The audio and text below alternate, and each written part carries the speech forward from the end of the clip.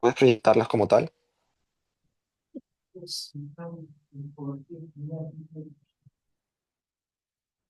Listo. En realidad, como digo, ¿no? El tema de hoy, en realidad más geografía pediátrica y cardiopatía, en realidad era un poco más a lo que es la parte actual de que es lo aplicable. Cuando nosotros hablamos de ecografía propiamente cerebral y cardíaca, ¿no? Usualmente cuando hablamos netamente de pacientes pediátricos, hablamos de los pacientes que tienen transposición de grandes vasos, ¿no? O Epstein-Barr, ¿no? Tenemos que analizar cada una de las patologías como tal, que es en verdad, si vamos al plano como tal, eh, tendríamos que hacer prácticamente un tema de cada una de ellas, ¿no? Son patologías complejas. Pero cuando nosotros nos estamos basando ahora en ecografía propiamente dirigida a los pacientes pediátricos para abajo, lo que se está manejando más ahora en el contexto de niños y neonatos es el hecho de las ecografías, tanto transfrontalidad, que dentro de las ecografías que tenemos son las que nosotros le damos uso, por así decirlo, mayor aplicabilidad, ¿ya? Y a la ecografía fetal o ecocardiografía fetal, ¿no? Que nos permiten hallar y en realidad, como les digo, ¿no? Nos permiten ciertos hallazgos que muchas veces no son evaluables en algunos tipos de contextos. ¿Qué nos sirve esto? Me preguntarán, ¿no? ¿Qué ventaja nos da hacer ecografía transfrontanelar, ¿no? Y ecocardiografía propiamente fetal? El hecho de que, pues, por favor, puede poner su micro que está viendo retorno.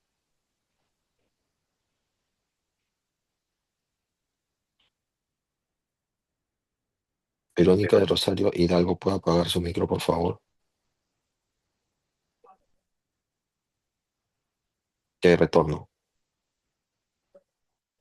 Listo. Entonces, como tal, ¿no? Nosotros vamos a encontrar, hay análisis diferentes. Primero, una ecografía cerebral, usualmente pediátrica, probablemente solamente vamos a encontrar diferencias de flujos en comparación al adulto. En cambio, en una ecografía transfrontanelar propiamente del neonato, por ejemplo, en el caso de los prematuros, ¿no? Nos va a servir bastante para nosotros poder hacer mayores evaluaciones, mayores hallazgos, vamos a poder valorar mejor pronóstico. Igual también en la cardiopatía fetal, en la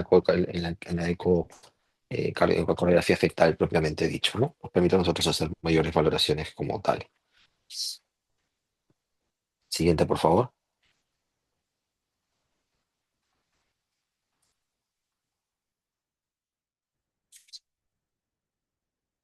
Siguiente diapositiva.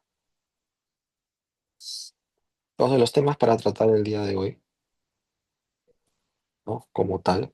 Eh, Vamos a hablar hoy día sobre introducción, ¿no? Preparación y consideraciones técnicas.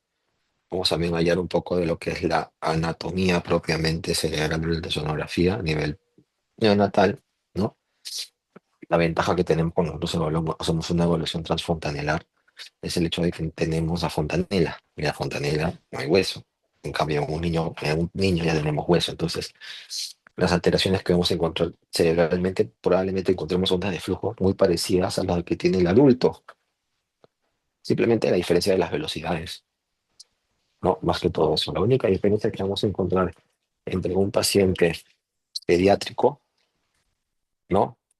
En un contexto, a diferencia de un paciente, eh, por ejemplo, neonato, ¿no? Es el hecho de, es la diferencia del contexto, ¿no? El contexto de que los cambios en las velocidades. ¿Ok? Los cambios en las velocidades son lo que son la necesidad de la valoración de ese tipo de pacientes. ¿No? Vamos a encontrar que hay diferencias a nivel de contexto de las velocidades de los flujos, ¿no? Es diferente, ¿no? Los picos históricos, todo lo que se refiere en este contexto, ¿no?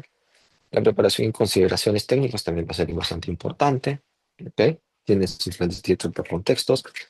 Hay que ver también la anatomía cerebral. La anatomía cerebral de un niño, un adulto y un neonato y adulto y niños van a tener ciertas consideraciones muy parecidas, diferentemente del adulto, ¿no? Eso sí va a tener ya un cerebro formado con diferenciación en los plexos coroideos.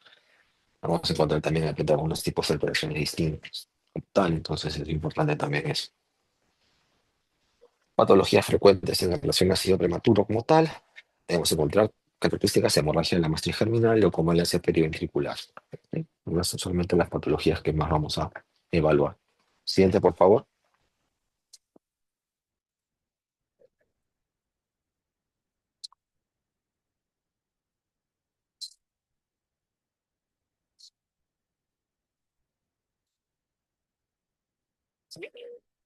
Importante también mencionar, ¿no? Dentro de lo que es una técnica ampliamente utilizada en el contexto de neonatos prematuros y de término, ¿no? Igual en niños también. O sea, eso no quiere decir que se descarte en niños, ¿no? Como tal, pero sí, usualmente en el neonato la ecografía cerebral nos es un poco más beneficiosa. Aprendemos más, por así decirlo. No encontramos más hallazgos, porque, como le digo, la ventaja de no tener una bóveda sólida como la masa el cráneo, ¿no? Permite una mejor visualización como tal. Dentro de las ventajas, tenemos que es una técnica ampliamente utilizada en el contexto del neonato prematuro y de término. Ventajas, ¿cuáles son? No usamos radiación, ¿no? Se puede repetir múltiples veces, entre ellas. No se puede realizar al pie de la cama del paciente. ¿Ok? Es disponible bajo costo y portátil. No va a requerir ningún tipo de sedación. Entre las desventajas, nos permite una adecuada evaluación, no permite una adecuada evaluación de la patología malformativa compleja. Porque recordemos, usualmente en las imágenes o los estudios Gold estándar, que nos permiten hacer una mejor visualización, cuál es el Doppler transcraneal, ¿no? En algunos casos, en específico, son las imágenes tanto como resonancia magnética como tomografía computarizada. ¿Ok? Es disponible de bajo costo, ¿ok? No requiere sedación ni mencioné, ¿no? Y bueno, también, ¿qué ventaja? Ventaja tiene que se precisa de una buena ventana acústica. ¿Ok? ¿Qué quiere decir? Que es una fontanela, no puede tener alteración masa encefálica o tiene que tener expresión en la masa encefálica. ¿Ok? Y tiene que ver también una evaluación de la sustancia blanca como tal. ¿Ok? Tiene que ver una valoración de la sustancia blanca como tal. Entonces, ¿para qué necesitamos nosotros para crear una buena ventana? Ya hemos visto, ya sabemos, ¿no? La evaluación para tener una buena ventana que, es el hecho que no podemos no tener una capacidad ósea, ¿ok?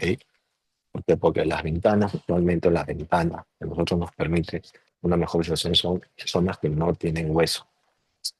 Zonas que tienen hueso usualmente no son buena ventana. Es por eso que para nosotros tenemos una ecografía, ¿no? En realidad, a nivel del cerebro, por ejemplo, un adulto, muchas niñas ya de ciertas edades, ¿no? Van a ver varios contextos. ¿No? El contexto de que, por ejemplo, no va a permitir evaluar, por ejemplo, obviamente cómo está la masa encefálica, porque el hueso, ¿no? La paz, ¿no? Es diferente al Doppler, ¿no? Pero sí, de repente, como Doppler transcranial puede ayudar y servir. ¿Ok?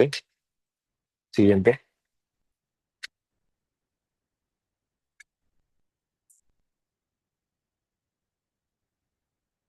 Preparación y consideraciones técnicas, ¿no? Recuerda que ustedes tienen que reparar el ecógrafo para comodidad, ¿no? Tienen que considerar que en pacientes inválidos, un equipo de pacientes críticos, los equipos de ventilación y soporte. No recuerden que están en unidades pediátricas y neonatológicas, usualmente conlleva el uso de soportes de monitoreo constante, ¿no? Otro solicitar la guía y movilización del paciente, ¿no? Para que ustedes puedan realizar el procedimiento sin mayores intercurrencias, ¿no? Eh, utilizar fectivo, ¿no? En realidad no vamos a ver neonatos, no son más sensibles a los cambios de temperatura como tal. Y utilizar bastante gel para no comprimir las fontaneras, ¿no? ¿No? Para no generar un daño actualmente de características mayores para las que podamos estar evaluando previamente, ¿no? Entonces es importante también eso, ¿no? A la hora de hacer un procedimiento ecográfico, sobre todo, ¿no? Es el hecho de evitar comprimir las fontanelas. Siguiente. Los traductores que se utilizan usualmente, ¿no? Ya hemos estado hablando en algunas clases previas, tenemos dos de alta frecuencia y baja frecuencia, no los complejos tenemos de 7 a 9 MHz, que son pequeños, los lineales usualmente son de una baja frecuencia con mejor resolución.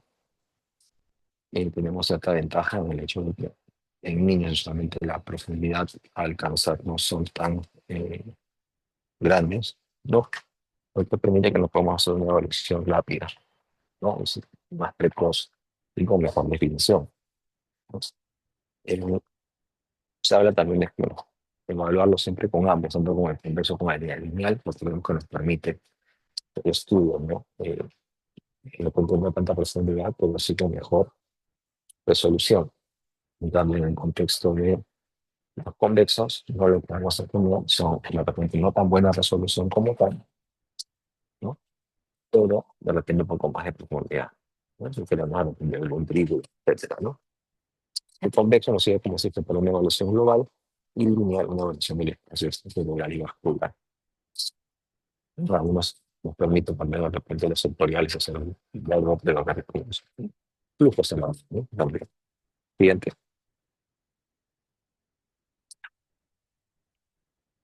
Abordaje sin ventajas. Tenemos lo que es la fontanela propiamente anterior, ¿ok? Es una tan estándar para visualización de estructuras en planos estándar sagital y coronal, ¿no? Dentro de limitaciones para la visualización de la fosa exterior, tenemos la fontanela posterior, ¿no? Para los ejemplificados laterales, luego la sustancia blanca y los enlaces arterial occipital, permite ver. Ventana mastoidea, vemos la fosa posterior del cerebelo, y la ventana lateral o temporal, vemos las cisternas y el polígono de Willis. En este contexto, lo que vamos a poder evaluar de mejor manera es vemos lesiones vasculares, ¿no? Partes vasculares cuando vamos a hacer polígono de Willis. Dos, las preguntas nos permitirán de repente prever, acercarnos a lo que vendría a ser el Doppler, ¿no? A una evaluación con Doppler. Después podemos también tener el análisis de la masa encefálica con la región de las fontanilas, o transformación por fontanela, es tanto ver estructura, no hay cambios, al mismo tiempo también como valorar flujos. Siguiente, por favor.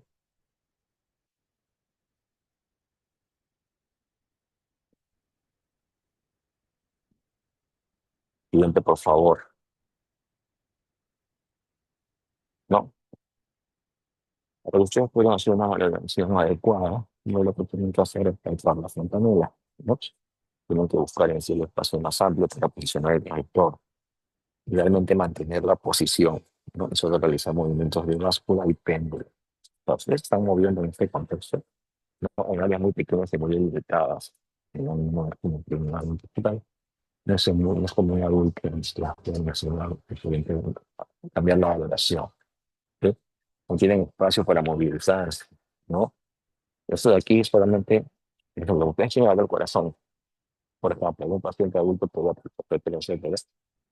analizar diferentes tipos de focos, ¿cierto? ¿No? En este caso no había ese tipo de focos como tal. ¿Ok? Ustedes van a observar en este contexto, no más que es focos, es solamente una ventana, esta ventana, ¿no? Por ejemplo, en la fontanela pragmática, por ejemplo, en la fontanela anterior, solamente van a poder colocar el corrector en esa posición, como tal, y eso solamente van a poder pendular, hacer minutos de bándulos de báscula y péndulo. Más que eso, no. ¿Ok? Es también bastante importante. Más muy parece que ustedes no pueden apretar la fontanela, por así decirlo. Siguiente, por favor.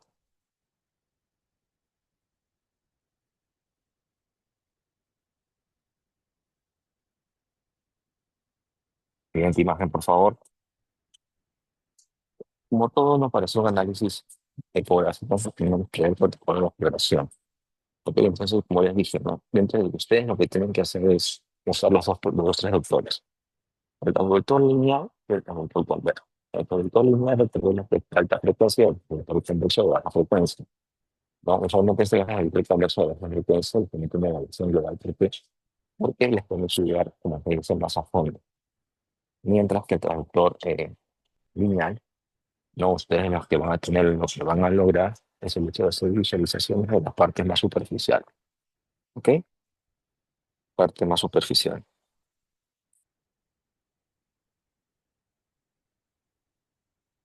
Dentro, bueno, revisa por favor. Revisa una más. Revisa una más. Vamos a implementar el protocolo, ¿no?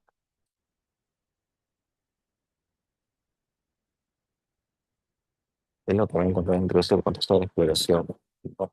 Es el hecho de exploraciones en plana o baja la fontanela anterior primero, que es actualmente los que estoy realizando en el de la relación. Ok, van a hacer la exploración del plano sagital, ¿no? Como una evaluación de la línea media, van a hacer una evaluación del sulfur caudo-lámicos, ¿ok? Una evaluación de las curvas silvanas, como tal, y asimismo una exploración de lo que vendría a ser los planos coronales, ¿ok? Al mismo tiempo también entre la explosión de planos coronales van a encontrar lóbulos frontales que van a evaluar las órbitas, tienen que analizar también en este contexto lo que son los ventrículos laterales, el tercer ventrículo también, ¿ok? También ustedes tienen que ver la fosa posterior, una parte de los plexos coroideos y también los centros semiovales, ¿ok? Vamos a tratar de ampliar un poco este contexto, ¿no? En los siguientes capítulos para que ustedes puedan más o menos entender un entendimiento de qué conlleva cada uno, en qué consiste cada uno.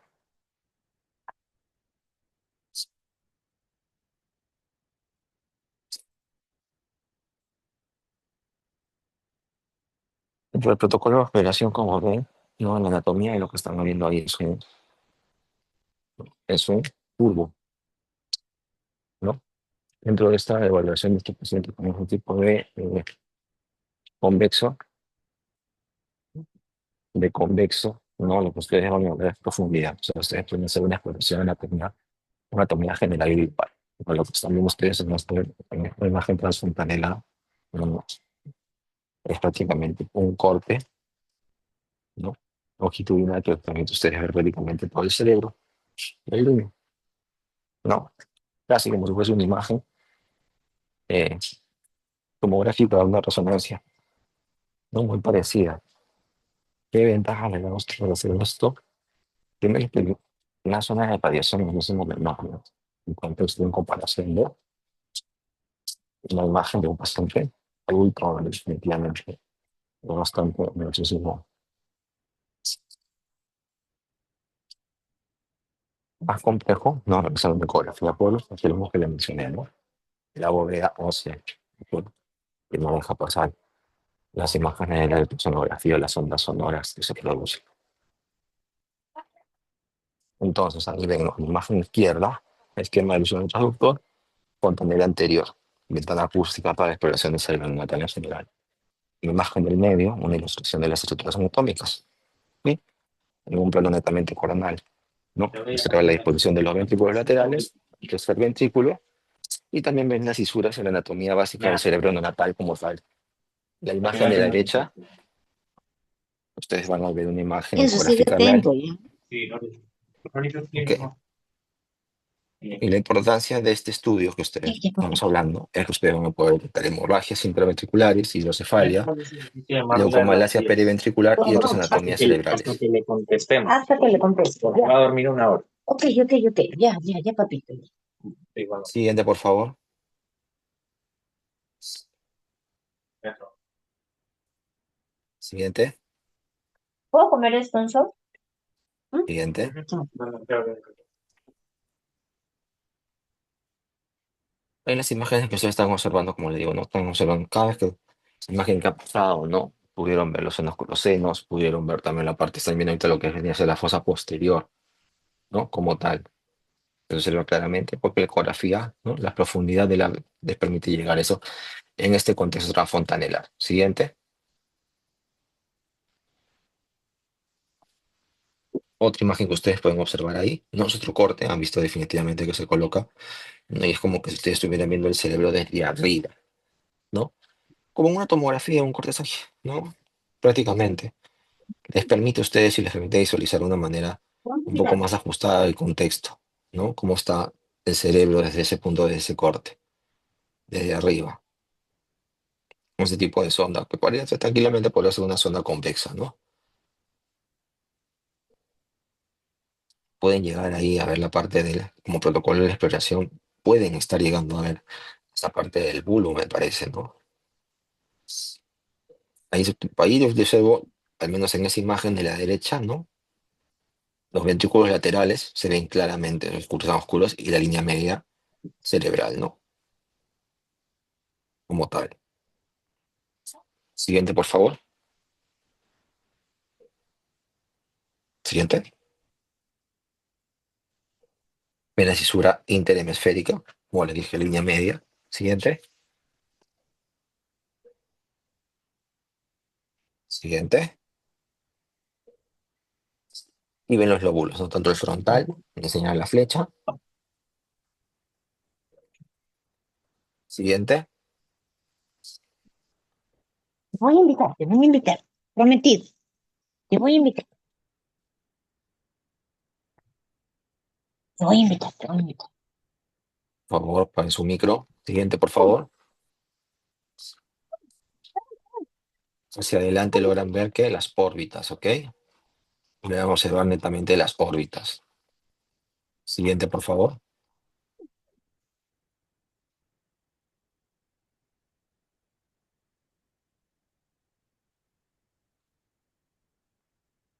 Siguiente imagen, chicos. Enzo, tienes que estar atento. Que llegue. Pero Lo que tienes que están llamar. observando ahí, no definitivamente, luego de que ustedes van basculando, ¿no? Van a poder llegar van a poder llegar a estructuras cada vez más profundas, ¿ok? Van a poder llegar a estructuras cada vez más profundas, ¿no?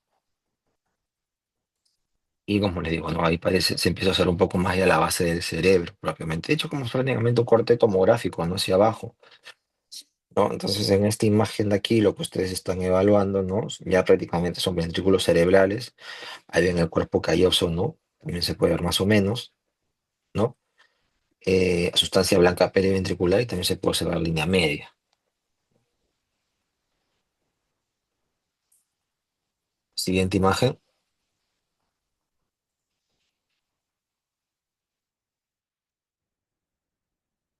Ven ahí lo que son los ventrículos laterales, se ven más o menos claramente. Siguiente.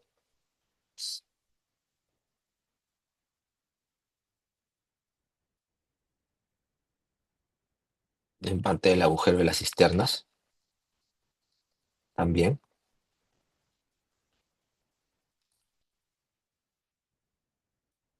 Siguiente, por favor. Van a aparecer unos números. Siguiente.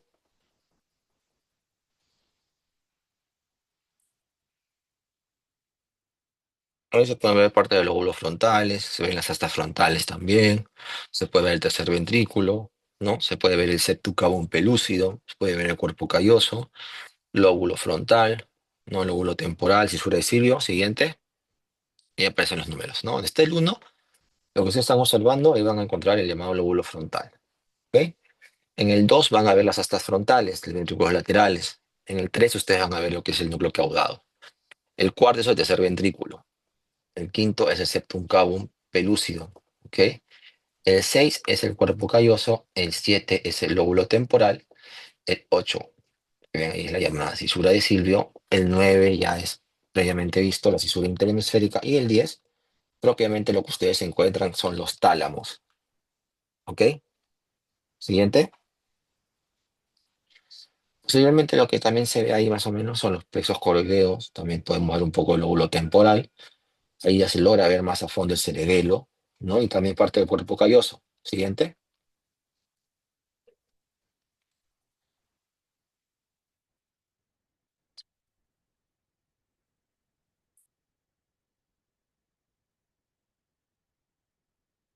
¿No? Se llega a observar ahí parte de lo que vendría a ser los lóbulos frontales,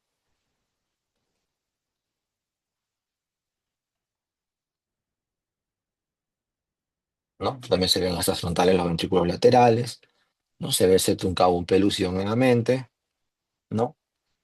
Se ve también la cisura interhemisférica, se llegan a ver los tálamos también. Siguiente, en lo que es el 7, ¿no? Lo que ustedes podrían observar más adelante en el 7, lo que ustedes hacen el 7 es el lóbulo temporal propiamente dicho. El 8, ¿no? Siguiente, para que se aparezcan todos los números. Muy bien. Falta el 10. Ya, lo que ustedes están observando ahí son los lóbulos frontales en el 1. En el número 2, como digo, en las astas frontales de los ventrículos laterales. En el 3, el núcleo caudado. En el 4, el tercer ventrículo. En el 5, el septum cavum pelúcido. El 6, el cuerpo calloso. El 7, el lóbulo temporal. El 8, la cisura de Silvio. El 9 está la cisura interhemisférica. Y el 10 están los tálamos, propiamente dicho. Siguiente.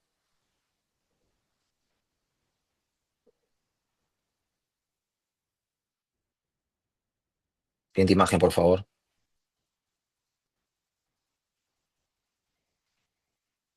Ahí lo que están observando ustedes, ¿no? Son en el número 1 los plexos coroideos. En el número 2 los tálamos. En el número 3 observen ustedes el lóbulo temporal. En el lóbulo 4 lo que ustedes están observando es el cerebelo. En el 5 el septum cavum pelúcido. Y en el 6 propiamente lo que vendría a ser el cuerpo calloso. Siguiente.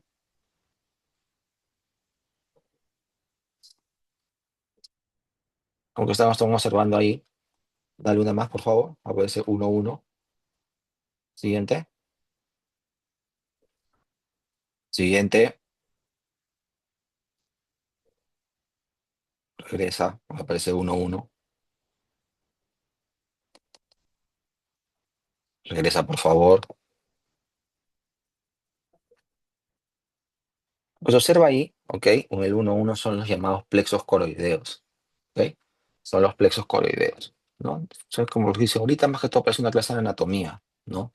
Es parte de reconocer, que ustedes vayan reconociendo, ¿no? Cada imagen de acuerdo a los cortes y ustedes están viendo la imagen del costado, también va de acuerdo a la angulación que ustedes le están dando a partir de qué? De la fontanela anterior, ¿ya? Entonces esto es bastante importante, ¿no? Cómo ustedes van haciendo reconocimiento de estas imágenes y de estas estructuras, ¿no? Solamente como basculando, ¿no? Esto es importante de la ecografía cerebral, ¿no? Porque ustedes la diferencia con niños, adultos y todo eso, que ustedes tienen muy aparte de la diferencia de la cavidad ósea del contexto, ¿no? Ustedes tienen la ventaja que ustedes pueden evaluar directamente, ¿no? En toda esta imagen, cómo se comporta, ¿no? Y ver todo el cerebro como tal, como si fuese que es una tomografía. Siguiente, por favor. Lo que ustedes están observando ahí, o es el número que vieron, el 2-2, ¿no? En ese contexto son esa sustancia blanca con los centros sinoviales, ¿ok? Esa es, sustancia blanca con centros semiovales. Siguiente, por favor. Siguiente.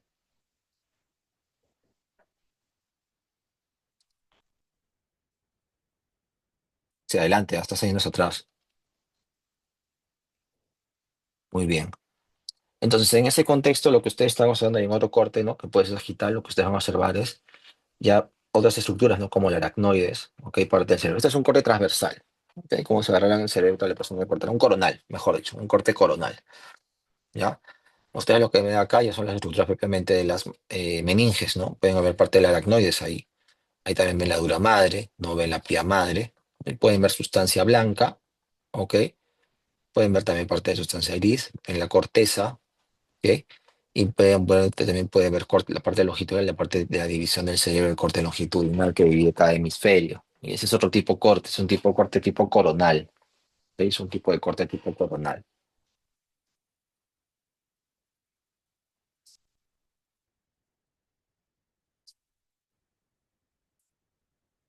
¿no? Dentro de las patologías que vamos a hablar, ¿no? Dentro de las patologías, ¿no? Frecuentes de recién nacido,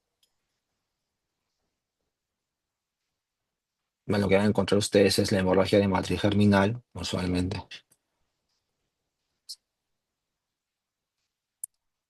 Van a encontrar la hemorragia de la matriz germinal, van a encontrar lo que es también la leucomalacia periventricular, van a encontrar también lo que se refiere a, ¿no? Como tal, como mayores, ¿no? Sobre todo las hemorragias, en realidad, son las que las más complejas y las más complicadas de manejar ahorita, ¿no? Entonces, dentro de la hemorragia de la matriz germinal, ¿no? Como tal, las características, parte de las características principales es el hecho de que la hemorragia que ocurre en el surco talámico. ¿Ok? Usualmente esto va, ¿por qué? Porque tiene alta vascularización, ¿no? Y esta alta vascularización es la que condiciona este tipo de cuadros, ¿no? Y también, bueno, tiene sensibilidad en los prematuros, ¿no? Alta prevalencia en los prematuros nacidos antes de las 32 semanas con un peso menor a 1.500 gramos y es mayor entre los días 3 y 5 días de vida, ¿no? Vamos a ver que hay varias características. Por ejemplo, el grado 1 usualmente es limitado por el surco caudotalámico. Grado 2 usualmente lo van a entender que se extienden los ventrículos sin dilatarlos. Grado 3 llena los ventrículos como tal, acá, y los distiende. Grado 4 compromiso parenquimatoso, asociado de edema, isquemia y hemorragias. Acá es la parte más complicada de hacer. La ventaja es que tenemos la ecografía transfontanelar, ¿no? Y esta nos permite evaluar la extensión y progresión de la hemorragia.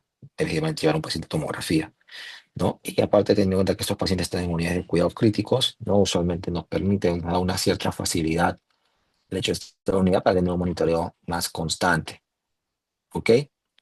Y esto, como les digo, ¿no? Esto es por qué, porque recuerden que esta zona está altamente vascularizado.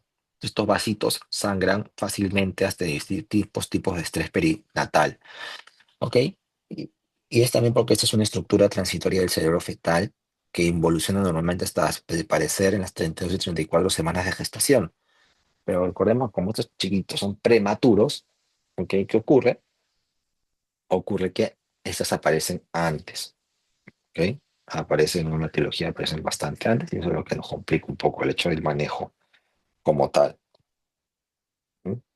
Por eso es que si se mantiene o se valora manejar un niño de cierta forma,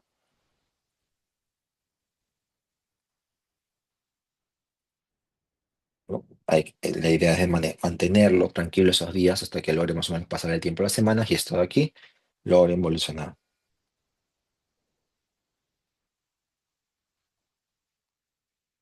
Siguiente, te pasaste una. La siguiente. Ahí están los grados que más o menos mencionamos, ¿no? De la matriz, de la hemorragia de la matriz germinal, ¿no? Es parecida, similar a los componentes de un Fisher de una hemorragia subaracnoidea, ¿no? Dentro del espesor y el comportamiento la- de la lesión como tal, ¿no? Ahí es un corte axial, ¿no? Y ahí vemos más sangrado, ¿no? Dependiendo del grado, o de grado 1, grado 2, ¿no? Sangrado mínimo, ¿no? Digamos que grado 4 ya es grande con sangrado, con una zona isquémica bastante marcada, ¿no? Entonces, por ejemplo, ahí, esquina superior, ¿no? Ahí ven que la hemorragia no está confinada. Está confinada, mejor dicho, la matriz germinal, o sea, surco caudatalámico que va desapareciendo después de la semana 32 y 34. Ahí ven el grado 2, que en la esquina superior derecha, ¿no? Hay una extensión de la hemorragia sobre los ventrículos laterales. No vemos en este contexto dilatación ventricular. No hay dilatación ventricular en el grado 2. En la imagen grado 3, no este corte axial, ya ustedes ven que hay una expansión significativa dentro de los ventrículos, ahora sí, ¿ok? Y hay una dilatación ventricular por la acumulación de sangre, o sea, ya hay isquemia también. Y en el grado 4, como tal, ya ven hemorragia, parénquima cerebral, isquemia, edema y ya propiamente mayor daño neurológico, ¿no? ¿Por qué?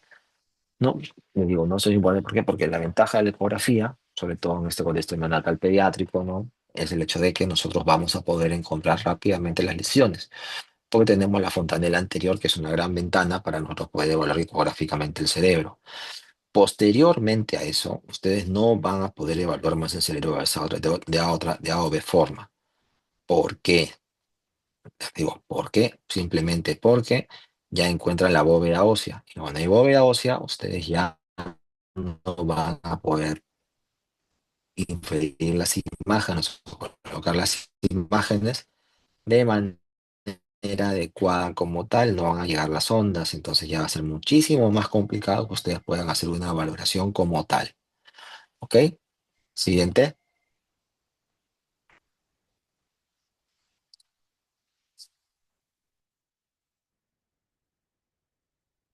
siguiente imagen, por favor. Tenemos un área, cuando ya, ¿qué vamos a ver nosotros cuando hacemos habíamos esta imagen? No, regresa una. ¿Qué vamos a encontrar cuando hagamos los hallazgos de la ultrasonografía?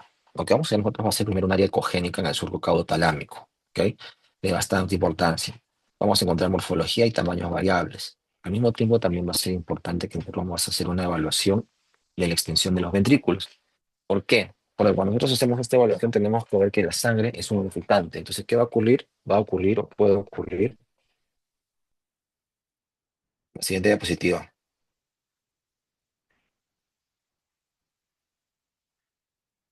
Lo que va a ocurrir es que puede haber una ventriculitis química, ¿ok? A los 2 y 3 días, ¿ok? ¿Y cómo nos damos cuenta? Porque cuando hagamos el corte, ¿no? Que lo vamos a ver en un ratito, es que vamos a ver el epéndimo, ¿ok? Un poco más grueso e hiperecogénico, ¿no? Y eso nos va a decir que probablemente estamos en un contexto de este grado. El otro va a ser que vamos a encontrar también probablemente una hidrocefalia comunicante, ¿ok? Y posteriormente al Doppler se puede diferenciar plexos coroideos como el vascular y de hemorragia avascular. Siguiente, por favor.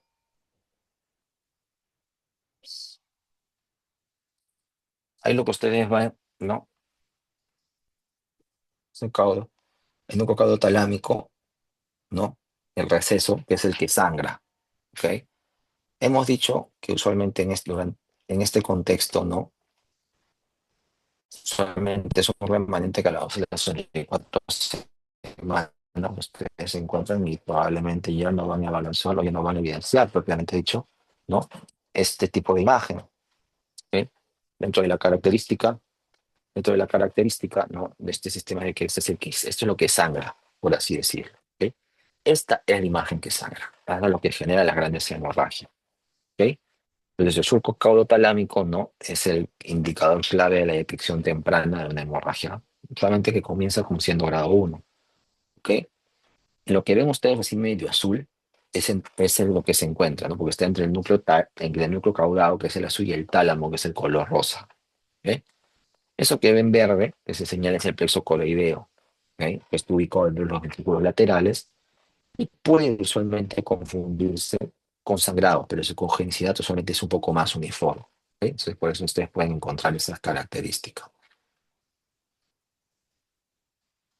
Siguiente imagen, por favor. Lo que ustedes ven ahí, en este momento,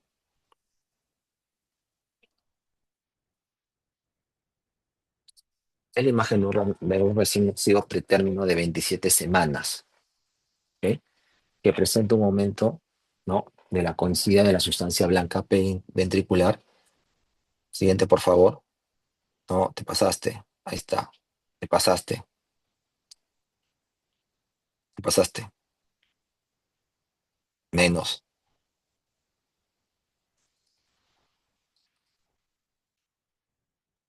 Ahí déjame. Que lo que ustedes ven ahí, ¿no? Esto fue un caso, ¿no? Es un caso de un recién nacido prematuro de 29 semanas, ¿ok? Y ustedes lo que encuentran es un foco hiperecogénico, ¿ok? Asimétrico del surco caudotalámico derecho. ¿Qué ventaja encuentran ahí? Que no hay sangrado intraventricular al menos, ¿ok? Pero ¿qué encuentran? Encuentran en esa imagen, ¿no? Ya un poco de no hay una lesión hiperecogénica. ¿Qué te dice esa lesión hiperecogénica? Esa lesión hiperecogénica te dice que hay sangre, ¿ok? Si lo ven en una tomografía, de imagen de tomografía también es igual, es blanco. El hecho que sea blanco ya significa que muy probablemente hay sangre en el lecho,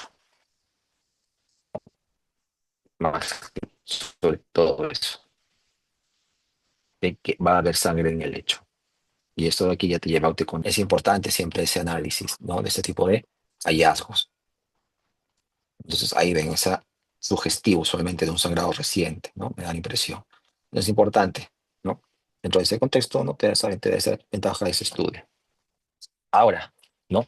Que llama la atención que tampoco hay separados y cierre ese canal, ¿no? Ese canal que está casi libre, ¿no? La sangre no ha llegado ahí, con lo que te genera que no te va a producir, ¿no? Una hidrocefalia probable. Entonces también esa es una ventaja, ¿no? Entonces en esta imagen, como digo, ¿no? Ahí ven la hemorragia confinada en la matriz germinal, ¿no? No se encuentra mayor hallazgo. ¿no? Ahí está esa hipergonicidad local, bien localizada, ¿no? En el surco caudotalámico, pero sí te da esa, sí te permite hacer un análisis con mayor.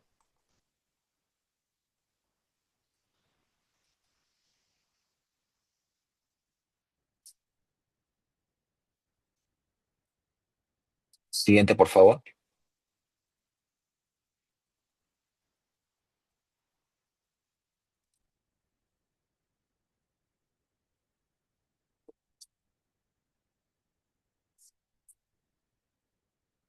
Es un corte sagital, ¿no?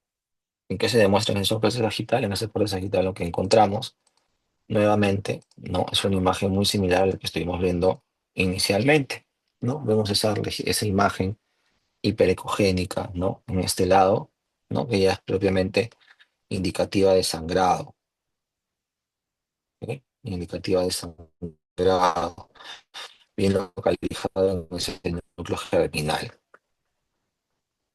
¿sí?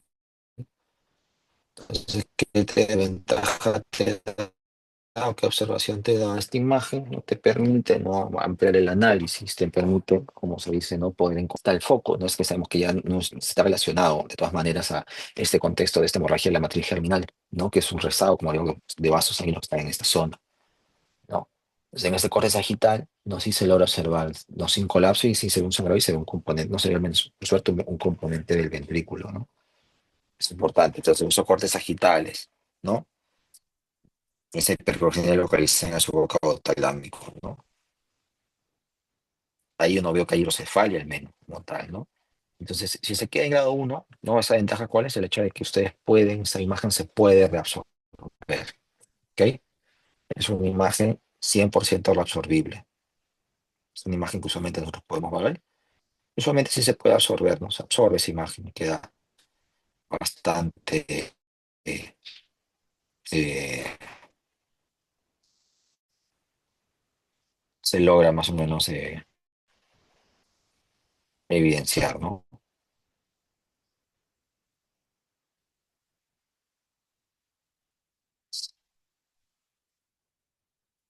Siguiente, por favor.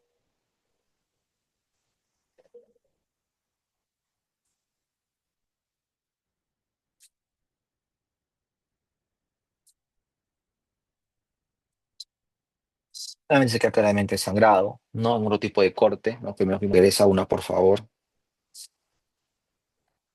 Vemos un corte sagital y vemos un corte coronal, ¿ok? En este contexto, ¿no? Vemos cómo se dibuja cada una de ellas de manera diferente.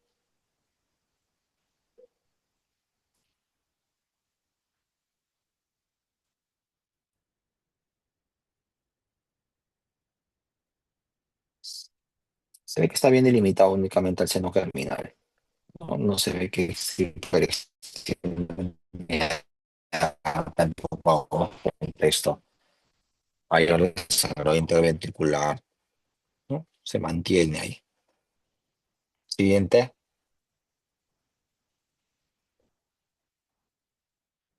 Siguiente imagen, por favor.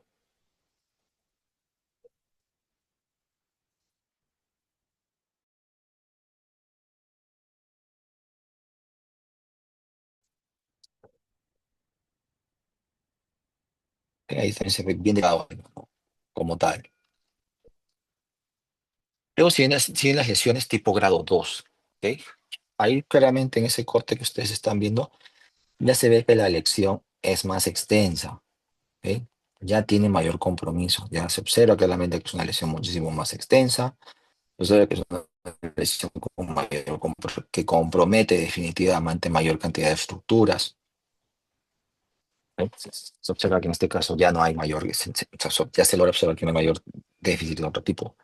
Se observa ya que hay compromiso cerca de que está colapsando el ventrículo, me parece que ya se está saliendo un poco más, aunque esté dejando de delimitar solamente el seno germinal. Y entonces ahí que ve, ahí observa una hipericogenicidad en el surco caudotalámico, ¿ok? Con extensión hacia los ventrículos laterales. La ventaja es que no hay dilatación ventricular, pero hay ocupamiento, ¿ok?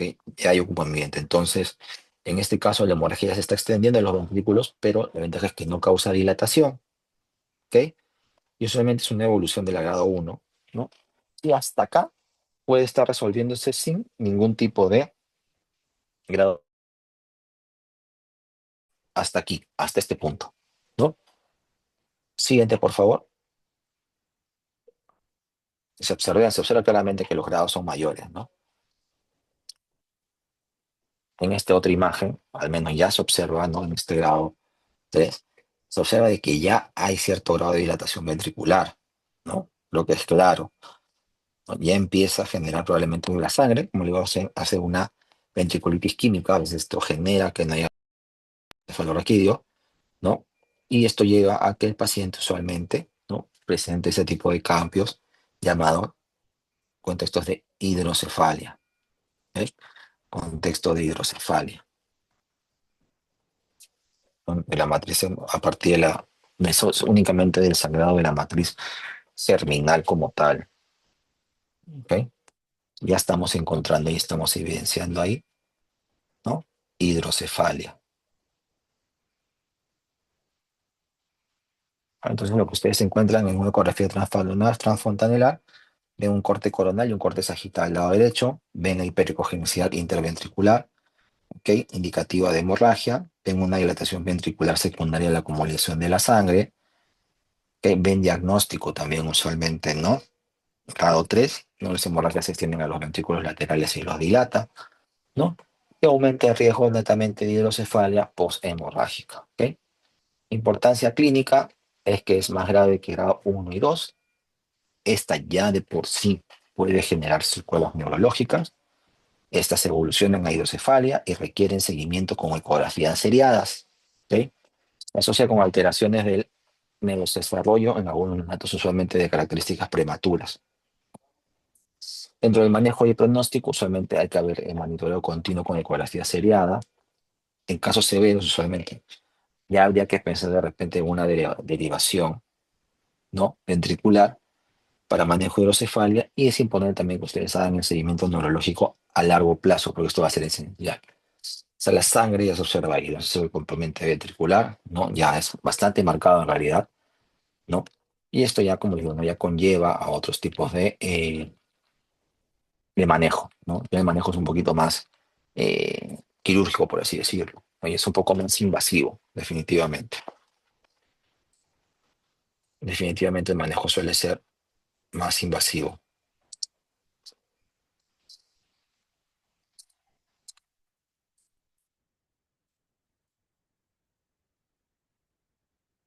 Siguiente imagen, por favor.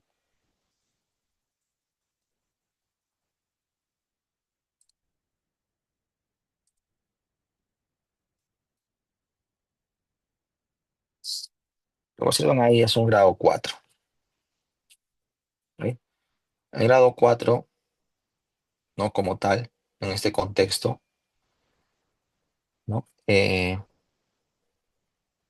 Un poco que pinto radica, ¿no? El hecho de que la mayor complejidad de diagnóstico, ¿no? Ya hay un sangrado claramente observable, ¿no? Que ya va de los ventrículos, que genera que por sí ya un contexto ya un poco más complicado, porque ya hay zonas isquémicas, porque el sangrado también pasa a ser también de características intraparenquimales, ¿ok? Eh, Hay una hipercoagulación en el parénquima cerebral, ¿no? Y de las flechas azules que ustedes observan ahí, y las flechas blancas, ¿no? Ya indica esto que hay una hemorragia intraparenquimatosa. Observan también en este contexto dilatación ventricular, ¿no? Que quiere decir que el paciente probablemente está cursando con una progresión a hidrocefalia por hemorrágica, ¿no?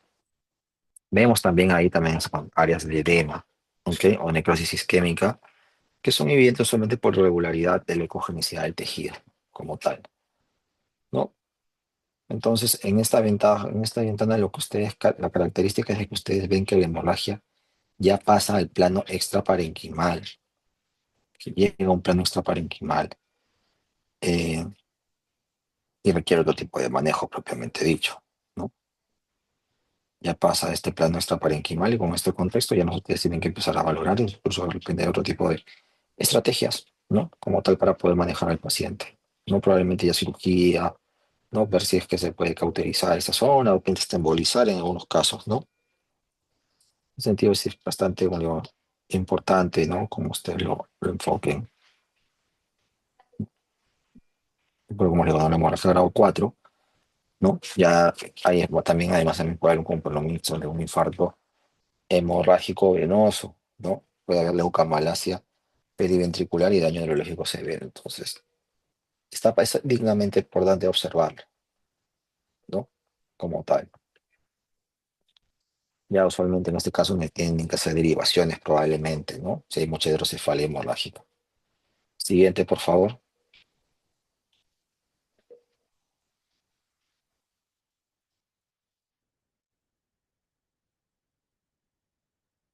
Siguiente. No, regresa una. Regresa una, por favor. Listo. Cuando hablamos de leucomalacia periventricular, también estamos hablando un poco más dentro de un contexto de formación, ¿ok? Ya cuando hablamos de leucomalacia periventricular, hablamos de lesiones ya propiamente de sustancia blanca en este tipo, este paciente que tiene características de prematuridad, ¿no? En este contexto, ya vemos que también puede haber estar asociado también a encefalopatía hipóxica isquémica, pero ya abarca un contexto un poco mayor, porque tiene alta morbi-mortalidad, ¿no? Igual también vamos a clasificar en grados, ¿no? Como la otros tipos de otra lesión que implicamos hasta grado 4, pero usualmente se asocia a hipoxemia, ¿no? Entonces, vamos a ver que si le describimos como tal, ¿qué vamos a decir? Vamos a decir que es una lesión solamente de características isquémicas, ¿ok? De la sustancia blanca periventricular. ¿En quiénes ocurre? En neonatos prematuros, que puede llevar a qué? A alteraciones del neurodesarrollo. Fisiopatológicamente, diremos de que se debe a una apoxia, a una hipoxia isquémica, ¿ok? En la zona periventricular, donde usualmente la sustancia blanca suele ser de características más vulnerables, ¿ok? Va a afectar las fibras motoras que descienden hacia la médula, y esto que predispone a parálisis cerebral espástica, ¿ok? Dentro de los factores de riesgo, vamos a ver qué ocurre dentro de los pacientes con qué, con prematuridad extrema, ¿ok? Pacientes con prematuridad extrema, ¿no? Hipoxia neonatal, por ejemplo, o alteraciones hemodinámicas, también en contextos de pacientes con infecciones usualmente intrauterinas o pacientes que han tenido antecedentes de poliomelitis, ¿ok? Dentro de muchos factores de riesgo, vamos a hablar también vamos a tener que hablar de lo que se refiere a la prematuridad, ¿ok? ¿No? Cuando hablamos de prematuridad extrema, pues solamente suele ser menos de 32 semanas, ¿no? Vamos a hablar también de lo que consiste en lo que va asociado a hipoxia neonatal, ¿no? O alteraciones hemodinámicas, ¿no? Dentro de todo. ¿Qué vamos a encontrar nosotros cuando hacemos nuestra ecografía transfontanelar? Y lo que vamos a encontrar es que vamos a encontrar fase aguda, ¿ok? O una fase de hiperecogenicidad, ¿ok? En las regiones usualmente de características periventriculares, ¿no? Vamos a también tener una fase crónica, ¿no? Con formación de quistes periventriculares o lesiones quísticas, y se puede complementar con resonancia magnética en casos avanzados también, ¿no? Como consecuencia y pronóstico vamos a encontrar alteraciones motoras, usualmente principalmente asociadas a parálisis cerebral, vamos a encontrar déficits cognitivos y del desarrollo, vamos a encontrar también que el paciente podría tener riesgos usualmente de epilepsia y trastornos del aprendizaje. El manejo, idealmente primero es evitar, ¿no? La prematuridad. Y segundo, también el uso de magnesio prenatal y valoraciones hemodinámicas, ¿ok? Luego también un seguimiento neurológico temprano, ¿no? Y terapia de estimulación y rehabilitación también dentro de todo este tipo de contexto. Siguiente diapositiva, por favor.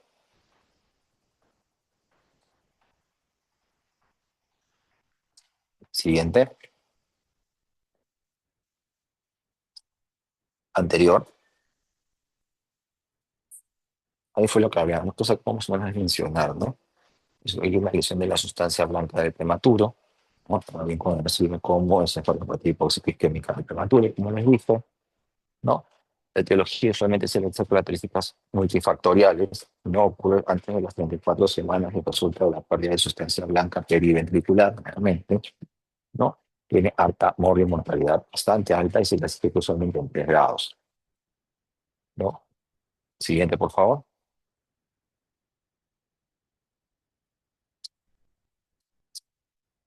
Siguiente.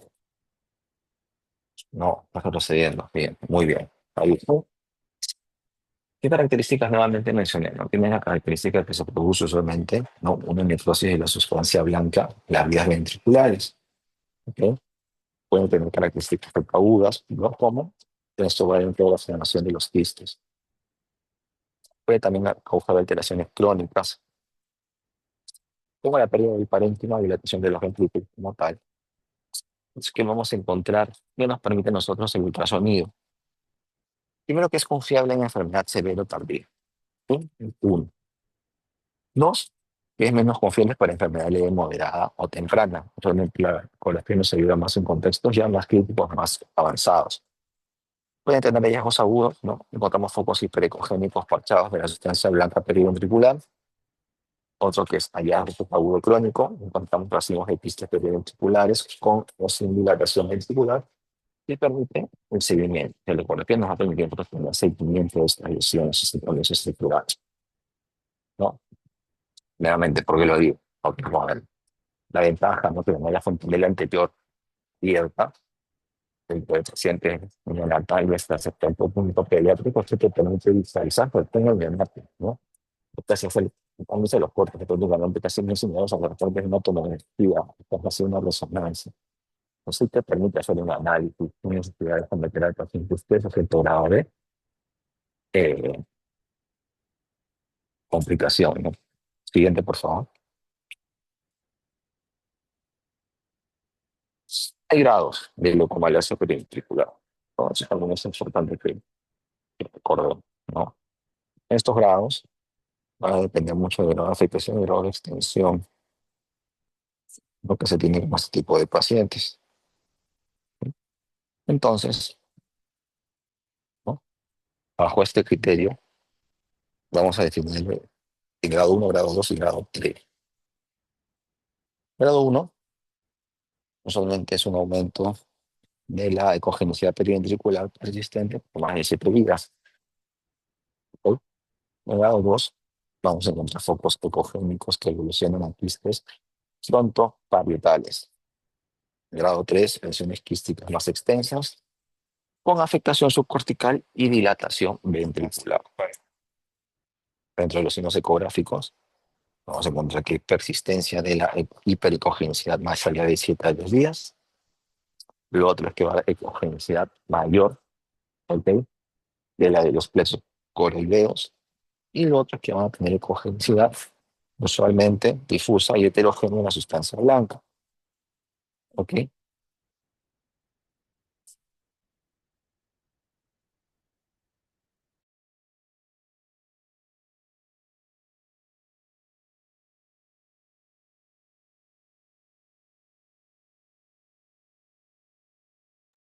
Regresa una, por favor. Regresa una imagen. ¿Ok? Listo. Déjame terminar. No, entonces, ecogenicidad mayor de los plexos coroideos, con ese difuso heterogéneo. ¿Ok? Entonces es importante que, ¿qué? Es importante que para que dentro del pronóstico de manejo vamos a hacer un seguimiento con ecografía seriada, una predicción con neuroprotección, con sulfato de magnesio, y lo otro es una estimulación temprana con rehabilitación propiamente dicha. Siguiente imagen.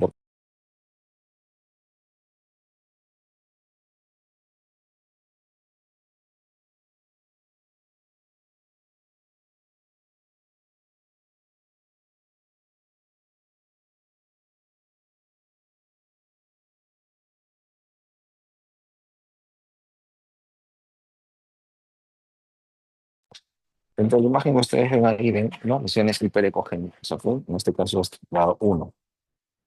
Y la limitación, como les dije, ¿no? De grado uno es porque usualmente va asociado a aumento de la hipogenicidad periventricular persistente por más de 7 días. Esa es la característica principal como tal, ¿no? Desde la imagen se observa, ¿no? Esa hiperecogenicidad en ese grado como tal. Se hace como los controles son dinámicos y que es importante hacer el seguimiento ecográfico. Y en este contexto lo que ustedes van a ver es que es mayor a 7 días este tipo de hipogenicidad. Probablemente el paciente puede tener infección, puede tener un contexto de una hipoxemia, ¿no? Como tal, ¿ok?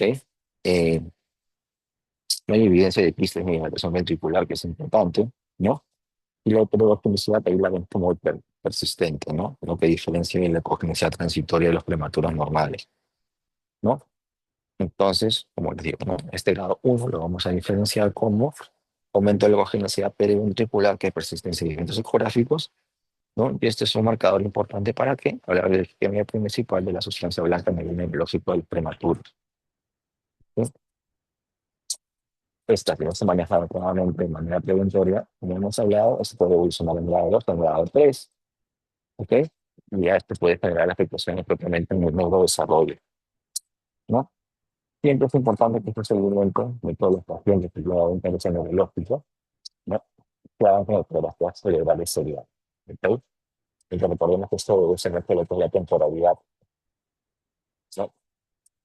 Siguiendo, por favor.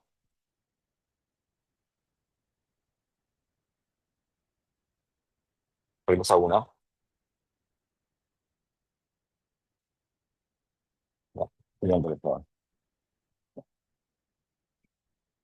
Siguiente. Ahí tenemos ya la formación propiamente de la dilatación ventricular. Entonces, en el grupo también lo que están los sistemas propiamente dice. Entonces, en este contexto, nosotros ya visualizarnos en el problema de mayor afectación. Probablemente este paciente viviese con algún tipo de demora en el desarrollo. ¿Ok? ¿Por qué? Por el tamaño de la lesión, la aparición de crisis de grado 3, eso es lo que nos digo, nos decía mayor pecho de hipoxia. Esa hiperhipogenicidad que encontrábamos previamente ya no se visualiza en este contexto. ¿Ok? Tenemos ahí presencia de criptas auriculares, vamos a las flechitas.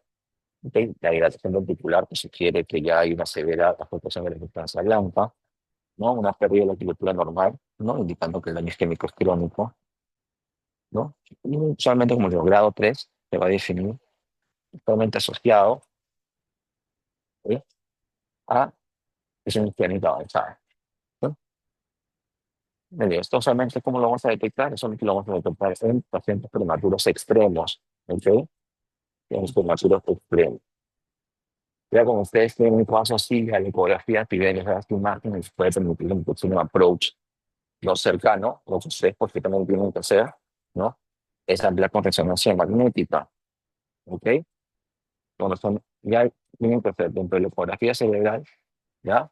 Dentro, no, dentro de la ecografía cerebral, ¿no? Ya tienen que ampliarlo con resonancia magnética, ¿ok? El seguimiento ya no se hace por ecografía. Ya cuando llegaron al límite de tiempo, como les dije, todas las imágenes a posteriori son con resonancia magnética, ya no ecografía, ¿sí? Siguiente.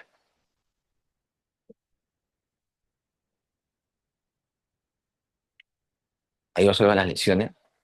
No, se ve una lesión inicial, si se dan cuenta, ¿no? A los 3 días de vida. ¿Qué ha pasado? De repente este paciente tiene hipoxemia. Hipoxemia al nacer, no se ve la lesión, no hay dilatación de ventrículos, se ve que la lesión en la hipericogenicidad es focal, ¿ok? Entonces, aparentemente aquí, hasta aquí, no tendríamos ningún tipo de problema, ¿no? Como tal. Siguiente.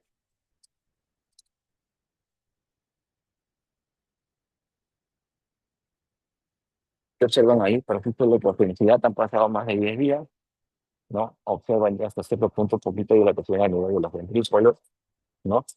Hay unas características que vimos en las primeras imágenes del corte donde iba a ser la solución de las lesiones en estas zonas, ahí con los ternos laterales. ¿Ok? Esas lesiones cerca de los cuernos laterales son las que a nosotros nos dice de que hay una lesión propiamente isquémica progresiva, que es lo que nosotros estamos observando en esa imagen, ¿no? En la imagen de aquí, esta lesión es progresiva, hay dilatación de ventrículos, ¿ok? Posteriormente esta va a pasar a sobre aparición de quistes, ¿no? Siguiente, por favor.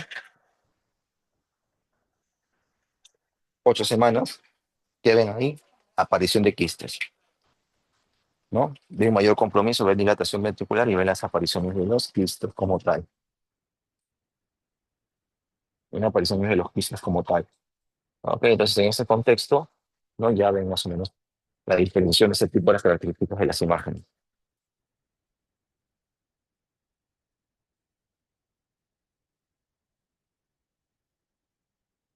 Están en la compu. Entonces, lo que quiere decir en esta parte, sobre todo en la evaluación propiamente de los pacientes con este tipo de isquemia, ¿ok? O este tipo de lesiones, tanto de hemorragia, ¿no? Ventricular o la hemorragia del seno general como la leucomalacia, que nos permite la ecografía transfrontanelar, nos permite hacer una evaluación segura, evolutiva, ¿ok? Ese tipo de paciente. Entonces, es un examen que requiere cierta preparación, preparación solamente de tipo especialista, o sea, saber hacer la ecografía propiamente dicho, nada más. También conocer el detalle de la anatomía ayuda a realizar el examen más eficiente, ¿no? Como hemos visto, los diferentes tipos de cortes que se presentan, les permiten ustedes ir, y como que tanto corteza longitudinal como, como coronal, ¿no? El paciente de pretérmino es importante el seguimiento comparar estudios previos, porque como les digo, 8 a 12 semanas y 16 semanas, ¿no? La ventana se va haciendo más pequeña, ¿no? Y ustedes, pero ustedes al mismo tiempo pueden evaluar de una forma más adecuada. Utilicen ambos transductores cuando hagan este estudio de ecografía cerebral, ¿no? De transfontanelar. ¿Por qué? Porque tienen, como les dice, dispositivos de alta frecuencia que les permite a ustedes evaluar zonas más superficiales y tienen los de baja frecuencia que les permiten ser más penetrantes. Y es importante para el biólogo general conocer el protocolo que el ultrasonografía cerebral suele ser la primera imagen del paciente recién nacido, ¿ok? O que no lo van a meter al tomógrafo ni al resonador, ¿ok? Listo. Siguiente diapositiva, por favor. Listo. Un mini break de 5 minutos, para que puedan ir al baño, incluyéndome. Y comenzamos con la parte de ecografía, ecocardiografía fetal pediátrica y pediátrica. Ir a trabajar. Ya entonces, cuando hablamos de ecocardiografía fetal, ¿ok? Bueno, está en boga, ¿no? Así como la pediátrica, como les digo, ¿no? Cuando hablamos de ecografía pediátrica, usualmente ya nos abocamos usualmente al paciente que bueno, son temas asociados más a malformaciones, ¿no? Raro que un paciente sufra pediátrico sufra de valvulopatía, ¿ok? Es raro, ¿ya? ¿Por qué? Porque usualmente más de niños lo que tenemos son CIA, CIB, ¿no? Transposición de grandes vasos, corazón de ¿no? La forma, todo, o sea, ahí es el análisis, que puede estar acompañado solamente que son cardiopatías congénitas, ¿no? Si yo quisiera hablar de cardiografía de cada patología congénita, probablemente tendríamos que hacer un tema de cada uno, no de solamente mencionarlos, ¿no? Eh, Tendríamos que hablar de flujos, tendríamos que tener un concepto claro de ecocardiografía general primero, adulto, o general, una ecografía en general, los módulos, los Doppler, los tisulares, los Power Doppler, ¿no? Los Doppler continuos, etcétera, para poder un mejor entendimiento. Pero algo que es importante, ¿no? Y que se hace el estudio propiamente, son las alteraciones que se pueden ver a nivel de intraútero, ¿no? Y como esto hablamos de la ecocardiografía fetal, que está bastante en boga, ¿no? En realidad, ahora último. Tenemos que decir primero que es una técnica de ultrasonido avanzada. Se utiliza para evaluar usualmente la anatomía y función del corazón fetal en el útero, ¿no? Se recomienda en casos de factores maternos como diabetes gestacional o pregestacional, LES o lupus, ¿no? E infecciones congénitas como la rubiola y el citomegalovirus. Cierto consumo de fármacos teratogénicos, ¿no? Como el litio y la isotretinoína. Puede estar también asociado a factores fetales, ¿no? Como anomalías cromosómicas, ¿no? Como el síndrome de Down a veces. Puede también asociado a malformaciones extracardíacas. Usualmente ustedes lo pueden detectar en ecografía obstétrica, ¿no? Puede también estar asociado a líneas fetales, ¿no? Como taquicardia o bradicardia. Hay análisis que nosotros hacemos como polidramnios o hilos fetal también.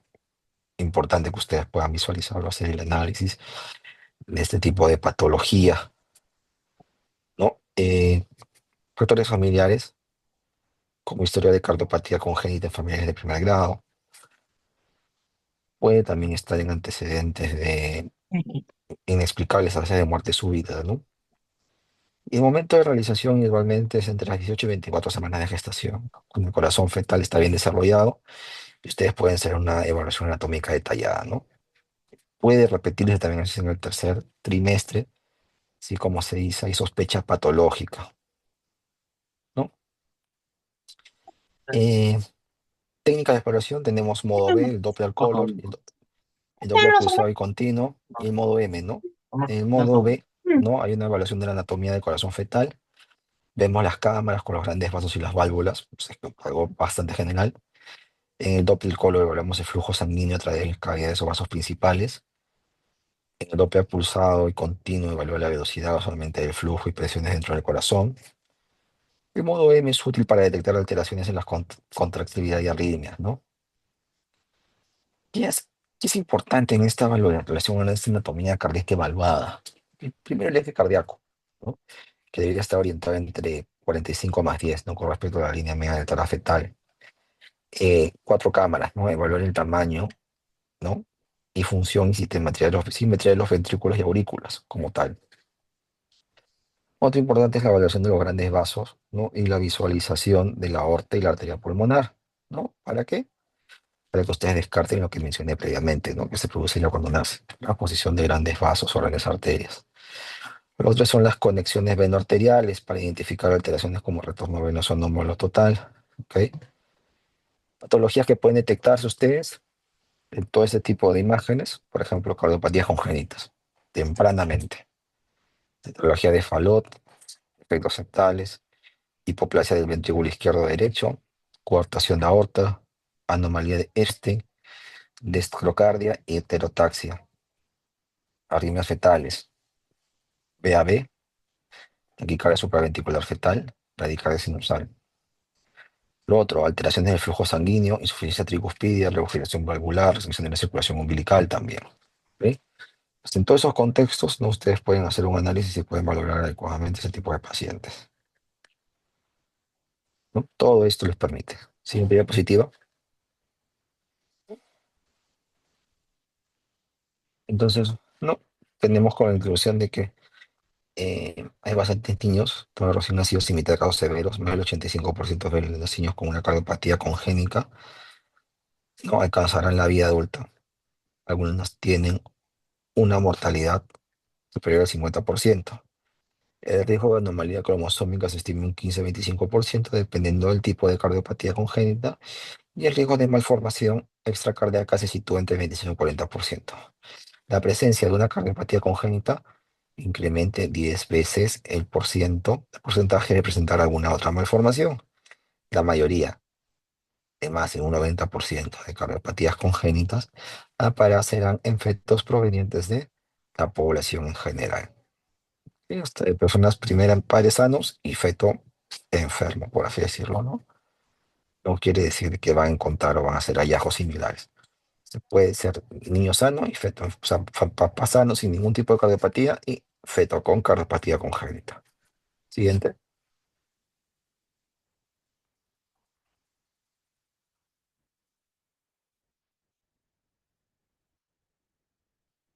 Va asociado a varios síndromes, ¿no?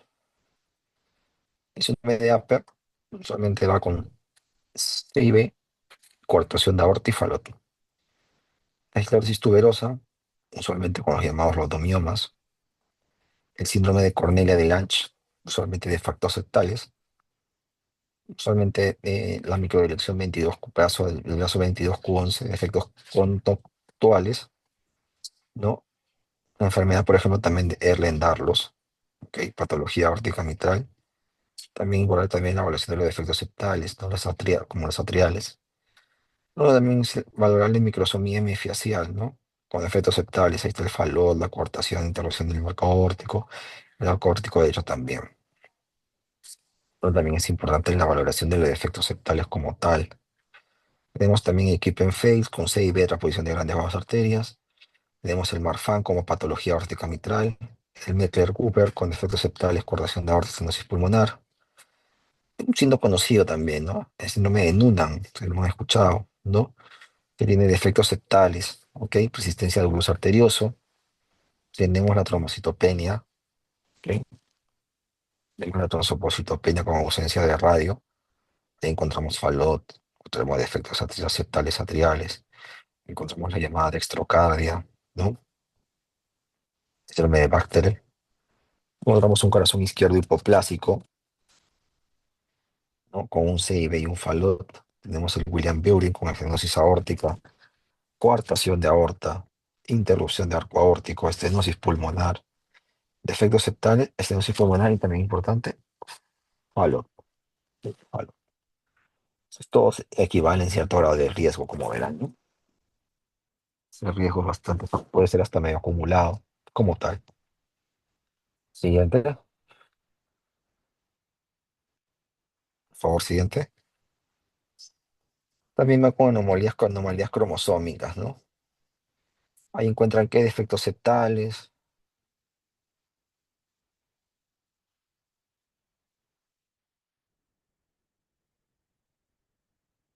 ¿no? Usualmente todas las trisomías, ¿no?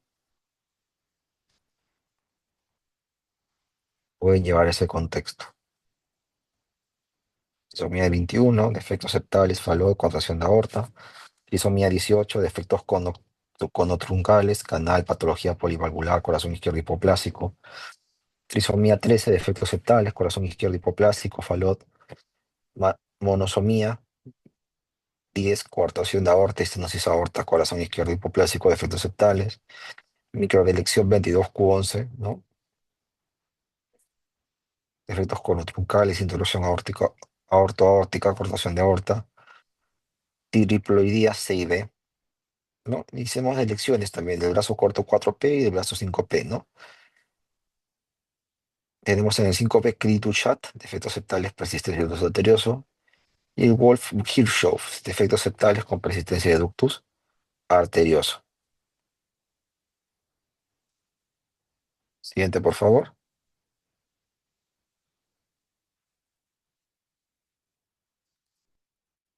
Es importante también, como dicen, las indicaciones, ¿no? De cocordo. Regreso, por favor, unita más.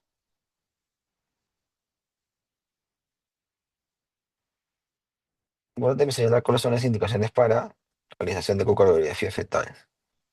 Normalmente todas son casi dependientes de la madre, ¿no? Dependientes de quién del hecho de que qué enfermedades o qué contextos de base tienen para que yo tenga que hacer este estudio. Ok, entonces, ¿cuál es la patología como tal? ¿No? Es el hecho de qué contextos, de los contextos de ecocardiopatía fetal. ¿No? Ocasiones maternas, enfermedades metabólicas autoinmunes, diabetes mellitus pregestacional o gestacional, lupus eritematoso, como le dije. Hay otra enfermedad que es la fenilcetinuria materna no controlada también. Otras infecciones durante el embarazo, ¿no? Como la rubiola congénita, el cytomegalovirus y el toxoplasma. Por otro, es exposición a fármacos teratogénicos, litio, isotatrenoína, anticonvulsivantes también, ¿no? Eso es en caso de la mamá. Si son como indicación fetal propiamente, sería que malformación extracardíaca, polidramnios, oligodramnios, retraso del crecimiento uterino, hidros fetal, transluciscencia nucal aumentada en el primer trimestre, importante, ¿ok? Arritmias fetales como taquicardia supraventricular, VAB congénito y extracístoles ventriculares auriculares. Los otros son también asociados a indicaciones genéticas y familiares, ¿no? Como historia familiar de cardiopatía congénita en familias de primer grado, anomalías cromosómicas confirmadas en el feto, ¿no? Como el síndrome de Down, trisomía 21, ¿no? Que tiene alteraciones en el canal A, B, C y B, C y A, ¿no? El Turner, ¿no? Que viene, que se acompaña de coartación de aorta, y el D-George, no sé si se acuerdan, ¿no? El síndrome de D-George con que tiene su patología de Fallot, ¿no? Entonces sí es importante, ¿no? Una visualización adecuada entre 18 y 24 semanas, ¿no? De esa anatomía cardíaca determinada, ¿no? Permite detectar esos estudios una detección precoz de las cardiopatías congénitas, ¿no? Va a ayudar a la planificación del parto en hospitales de atención neonatal especializada para que el paciente se lleve rápidamente a una unidad adecuada, ¿no? Siguiente. Ahí tienen el riesgo materno, ¿no? Enfermedad metabólica, diabetes progestacional y fenilcetonuria. Hay exposición a teratogénicos cardíacos como alcohol, altas dosis de radiaciones ionizantes, fármacos, fiebre, ¿no? Conectivopatía materna, estrina obesidad materna, ¿no? Revisen, ¿no? Sus cuadros. Ustedes pueden evidenciar. De eso pasamos de lo que habíamos mencionado, ¿no?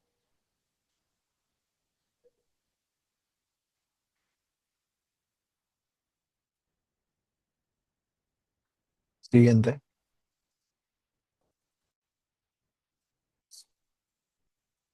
Riesgo familiar ligar usualmente, como les digo, ¿no? Asociado a hijo previo con cardiopatía congénita, progenitora afecto de cardiopatía congénita y síndromes o condiciones que se asocian a alta cardiopatía congénita. Es lo que también de vital importancia.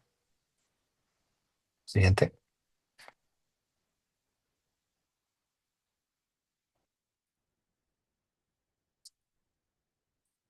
Lo que les mencioné también, ¿no? El riesgo fetal de cardiopatía congénita debe con flujo uretral ausente o revertido entre las 11 y 14 semanas. Sospecha de cardiopatía congénita fetal con ecografía de screening, presencia de malformaciones extracardíacas, presencia de anomalía cromosómica, presencia de hidros fetal, infección fetal, con cualquier germen, o el virus, solamente citomegalovirus, el parvovirus y el coxsackie, y la gestación múltiple monocorial. Gestación múltiple monocorial. Importante. Siguiente.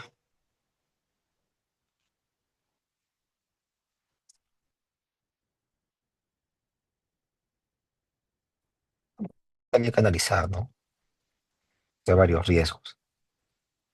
Esos riesgos, propiamente dicho, es el polidramnios, ¿no? Como tal. Ese polidramnios, ¿no? Como se observa como se menciona, ¿no? Tiene la característica de que la exploración cardíaca incompleta se asocia a otras malformaciones, ¿no? La cardiopatía, ¿no? Si la exploración cardíaca incompleta o se asocia a otras malformaciones. En el caso de uno severo, con percentil 3, ¿no? O superior, se recomienda realizar una ecocardiografía propiamente funcional. Bueno, también es importante que ustedes evalúen si el paciente tiene arritmia fetal. ¿Ok? Si hay arritmia fetal, ustedes también tienen que analizar si el paciente está o no está probablemente quiera estar en condiciones para realizar una ecografía fetal propiamente dicha.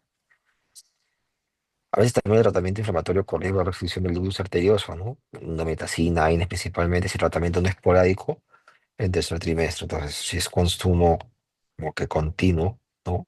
Idealmente el paciente va a requerir algún tipo de manejo, hacer una ecocardiografía fetal, ¿no? Para evitar algún tipo de complicación. Pues esta es una realidad.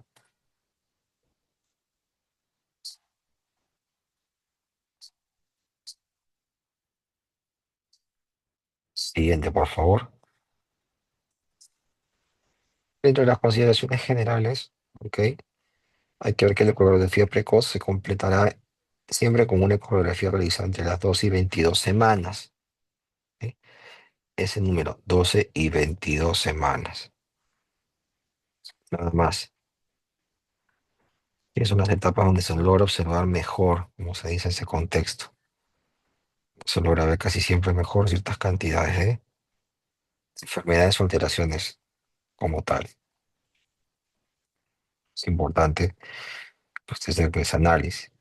12 y 22 semanas. En el caso de conectivopatía materna como anticuerpos anti-ROI o anti-LA, se realizará un control ecocardiográfico cada 2 semanas entre 16 y 28 semanas dirigido a la medición del intervalo AB y a la evaluación de riesgo de bloqueo atrioventricular.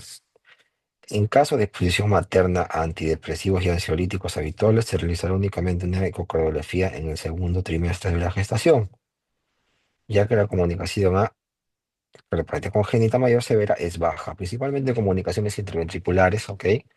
Y interauriculares tipo ostium secundum, que son difíciles de identificar en el primer trimestre de la gestación. Siguiente.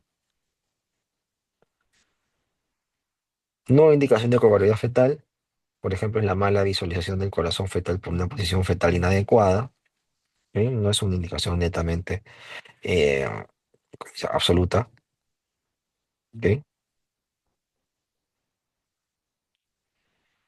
Eh, la presencia de focos hiperecogénicos independientemente de su número de localización y la presencia de quistes pesos coroideos, ¿ok? Aislados independientemente de su número y tamaño. Entonces también eso es bastante importante. Siguiente,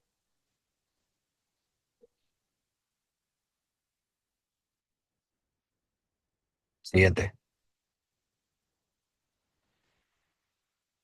Metodología y vía de acceso a edad gestacional, ¿no? La ecografía precoz, vía de acceso transvaginal usualmente, rango de 13 a 15 semanas, 12 a 15 semanas, y realmente deben ser entre la semana 13 y 14, ¿no? Ecocardiografía, segundo trimestre, vía de acceso transabdominal, el rango de hasta gestacional 19 a 22 semanas, y la relación preferente es de la semana 20 a 21.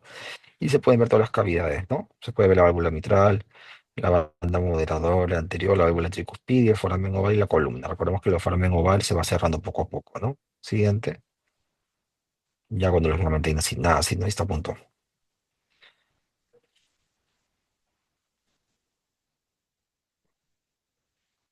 La importancia, hay que importante los cortes ecocardiográficos básicos, ¿ok? Porque primero tenemos que ver la evaluación del sitio visceral. ¿Por qué? Porque con eso determinamos posición fetal y establecer derecha e izquierda del feto. ¿Ok? Se hace un corte transversal de abdomen a nivel del estómago y confirmas donde que el estómago y la aorta descendente están en la izquierda y que la vena cava inferior está a la derecha del feto. ¿Ok? Este corte transversal del tórax permite la confirmación de que el lápiz del corazón está en el feto al lado izquierdo, propiamente dicho. Siguiente, como ven en la imagen, ¿no? Tenemos un corte de cuatro cámaras que vamos a ir viendo más adelante, donde vemos una evaluación, ¿no? De la frecuencia cardíaca fetal, que usualmente es entre 120 a 160 latidos por minuto, y usualmente ¿qué tiene? Tiene usualmente lo que sería un ritmo propiamente regular, ¿ok? Un ritmo regular, ¿no? Con cierto grado de velocidad también, con esta velocidad y cierta, sin alteraciones en los flujos. También, eso también es importante, sin alteraciones en los flujos. Así que entonces a partir de ahí también como que vamos a hacer un tipo de imagen, ¿no? Tenemos una evaluación de la contractilidad del corazón, contracción sincronía auriculares y ventrículos respectivamente, evaluación del eje cardíaco con levocardia, 45 grados y más o menos 20 grados, una evaluación del tamaño del corazón, área cardíaca con área de tórax menos de 2 milímetros que no rebasa el nivel atrioventricular. Tenemos una confirmación de la existencia de cuatro cavidades también y evaluación de la simetría entre aurícula y también simetría entre ventrículos respectivamente. Ok, a esta edad tienen que ser simétricos ambos, pero quiere decir que uno más grande que otro, ya cuando somos adultos que tienen ciertos cambios, ciertas características, ¿no? Que hacen que, por ejemplo, el corazón derecho soporte volúmenes y el corazón izquierdo maneje presiones, ¿no? Pero eso ya es con el tiempo, ¿ok?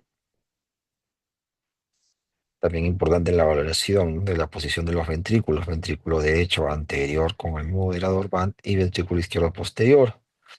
Ahora también es que confirmar el drenaje venoso pulmonar aurícula izquierda, ¿no? Por eso tenemos que detectar las venas pulmonares tanto superiores como inferiores. Siguiente.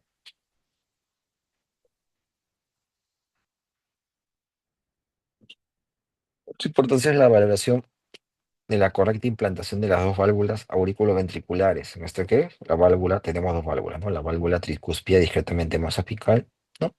Y también tenemos que encontrar la identificación del septo atrioventricular, ¿no? Que usualmente se ve entre la aurícula derecha y el ventrículo izquierdo, ¿ok? Es importante porque para la valoración de la función de las válvulas atrioventriculares queda un contexto de apertura y cierre correcto con Cineloop.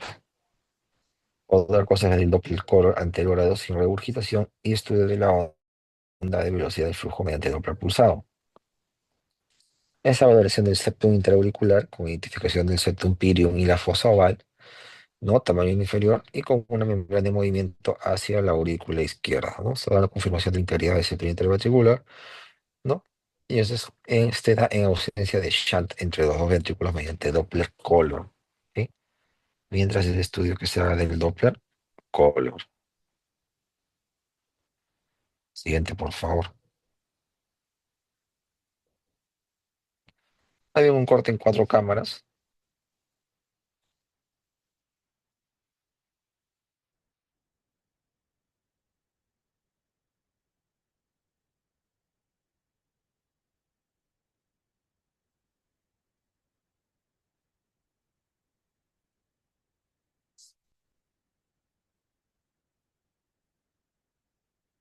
¿no? Se observan las cuatro cámaras, se observa la banda moderadora que hace un momento vi,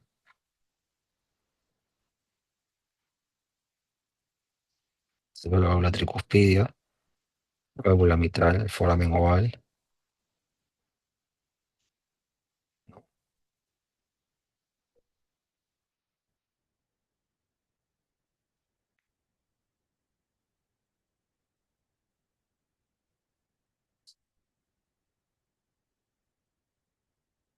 Se observa todas las. Siguiente. Ahí se tienen que ver, ¿no? Evaluación de la salida de las arterias, la aorta, ¿no? Se corte cinco cámaras, que también pues, hace ecografía de adulto, ¿no? Nada del otro mundo, por así decirlo, solo que está transpolado, se puede traspolar lo mismo al paciente pediátrico, tanto como al paciente neonato, porque el corazón no está formado. La idea cada vez es preventivo y la detección muchísimo más rápida de estos tipos de contextos, ¿no? Esa es la idea, detección más rápida en ese tipo de contextos. Entonces, ¿qué vemos en estas cinco cámaras? Primero, confirmación que la aorta sale del ventrículo izquierdo, importante. También ve la continuidad del septo interventricular y la dirección correcta hacia la derecha, ¿no? Con un cruce de 90 grados con la arteria pulmonar. Medición del tamaño de la arteria aorta, ¿no? A nivel del anillo valvular en el sístole. Y también importante la valoración del flujo aórtico, ¿ok? Con aplicación del Doppler color y medición del pico de velocidad sistólica normal, que es menor de 120 centímetros por segundo. Siguiente.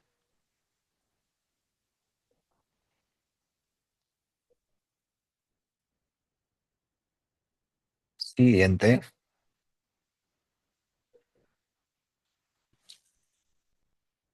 Y también ve la evaluación de la salida de las arterias pulmonar corta de los tres vasos, ¿ok? Ahí ven la imagen, ¿no? Se ve arteria pulmonar, aorta y vena cava superior, en filita, ¿no? Una sobre otra, por así decirlo.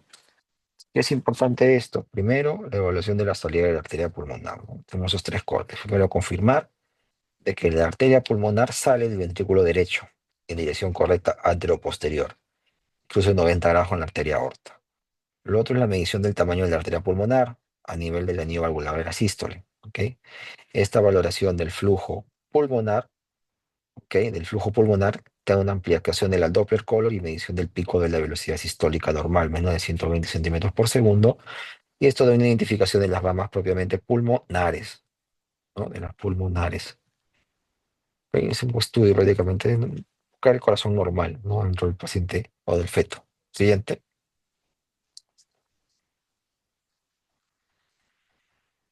Evaluación de los grandes vasos, corte de la B.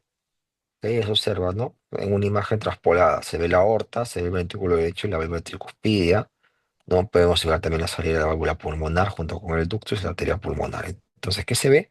Ahí lo que tienen que tratar ustedes es la valoración del número de vasos a nivel mediastínico. Esta valoración de la correcta localización de los vasos, ¿ok? Va asociada a la vena cava superior, la arteria aorta y la arteria pulmonar. ¿Ok? Vena cava superior, vena aorta y arteria pulmonar.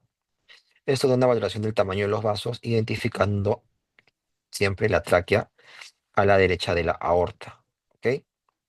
Y también la confirmación de que convergencia del hueso arterioso en el istmo aórtico de forma de V. Esta confirmación de la existencia del flujo anterior a lo largo del lado del trayecto es importante en el contexto de la evaluación de las arterias.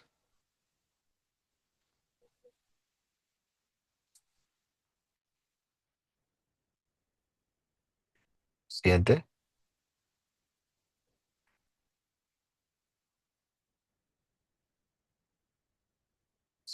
Tenemos también cortes ecográficos avanzados, ¿ok? Como la confirmación del drenaje venoso sistémico a la aurícula derecha con identificación de venas cava superior e inferior a su entrada a la aurícula derecha. ¿Ok? También importante la confirmación de existencia de ductus venoso arterioso, con confirmación de su drenaje a nivel de la vena cava inferior, y también la evaluación del arco aórtico y troncos supraaórticos, ¿ok? Ahí lo vamos a hacer solamente con la aplicación del Doppler Color.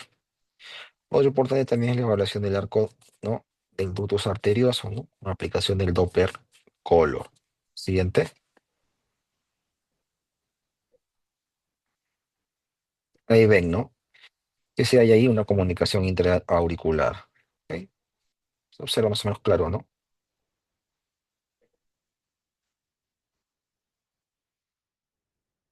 Bien, imagen, para que encuadren el análisis.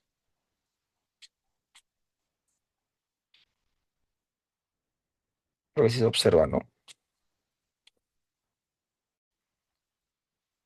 Más o menos la comunicación intraventricular.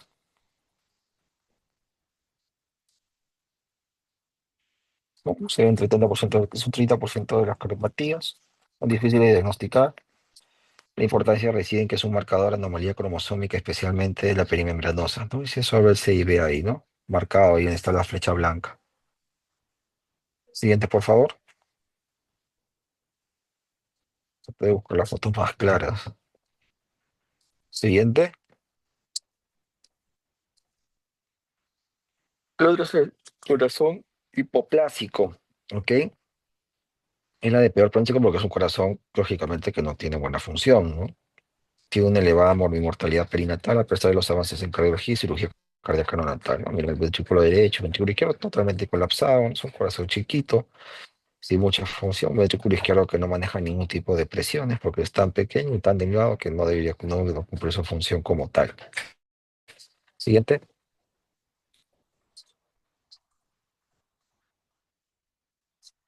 Radiología de Fallot, transfusión de grandes vasos, 10% de las cardiopatías congénitas.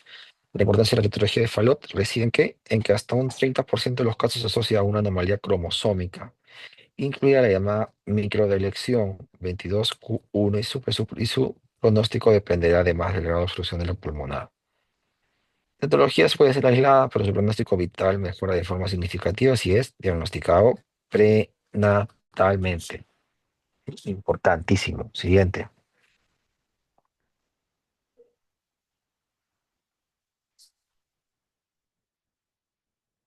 Tiene un canal asociado al canal atrioventricular, ok, hasta un 5 a 10% en el segundo trimestre. Con gran frecuencia se asocia a otras anomalías en hasta un 50% de casos, asocia a trisomía 21 y también a trisomía 18, ok.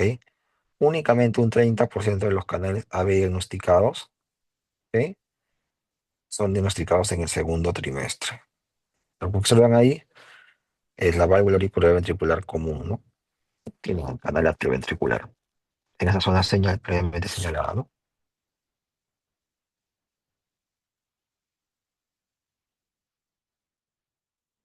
La llamada coartación de la aorta también, ¿no?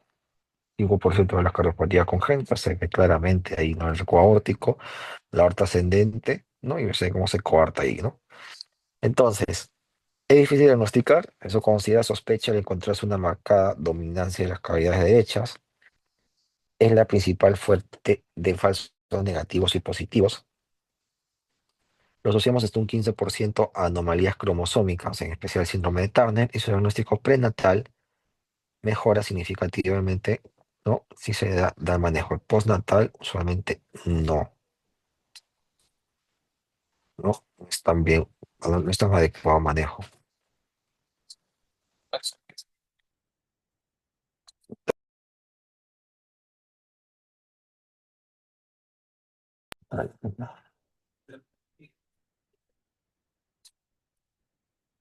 ¿Siguiente diapositiva?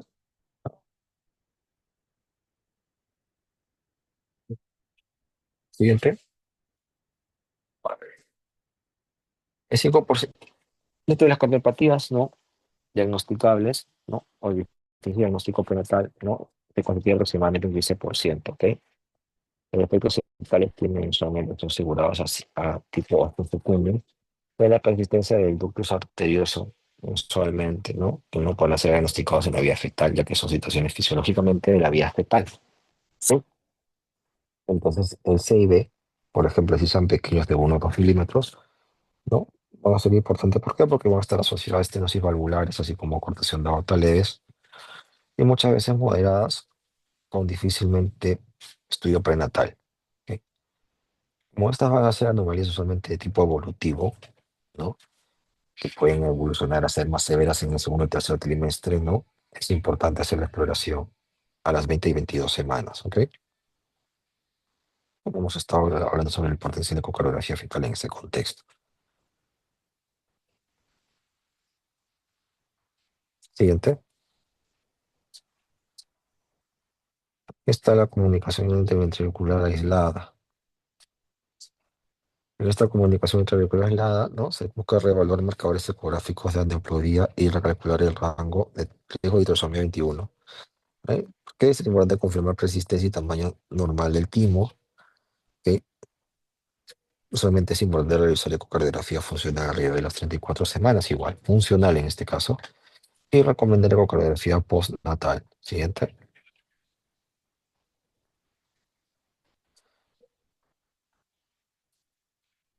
Siguiente.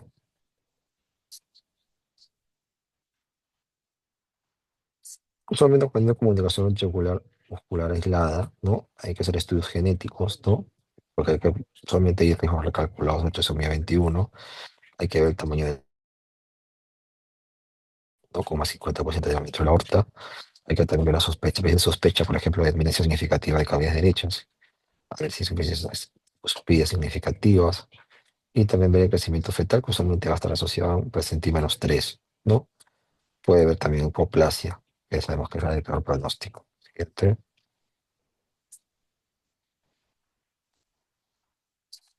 Siguiente.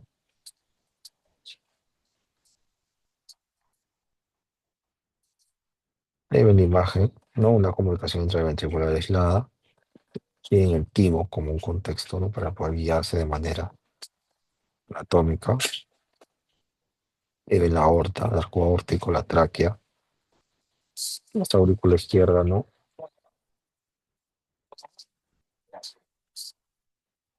Ahí ven el istmo también.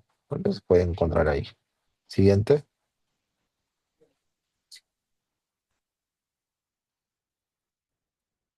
También pueden encontrar la arteria subclavia derecha, ¿no? Aberrante aislada. ¿Ok? ¿Qué contexto tiene este? Tiene el contexto de que es una incidencia más o menos menos 5%, ¿ok? Se tiene que evaluar marcadores ecográficos donde y calcular el riesgo de trisomía 21, ¿ya? Y usualmente estos pacientes también tienen que hacer ecografía ecografía en la semana 28 y ecografía anatómica fetal también, ¿no? Luego también hacer una ecografía postnatal. Siguiente,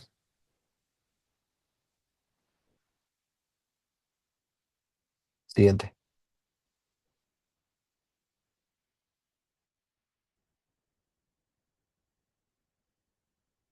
siguiente,